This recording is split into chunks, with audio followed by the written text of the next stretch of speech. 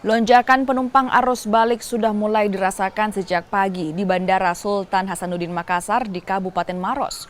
Jumlah penumpang pun meningkat dan prediksi mencapai hingga 35.000 orang.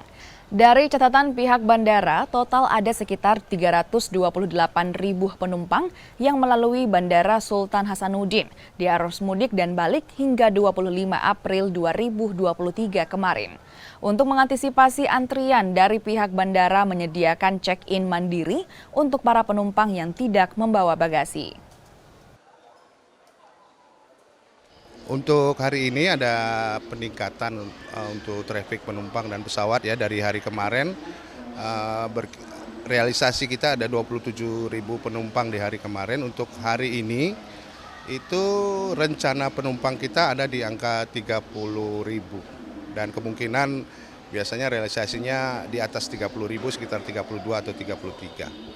Untuk jam tersibuk kita berdasarkan data kita prediksi itu ada di jam 12 sampai jam 13.00 untuk keberangkatan. Itu sekitar 1.500 penumpang secara bersamaan dengan jumlah pesawat itu sekitar 9 pesawat.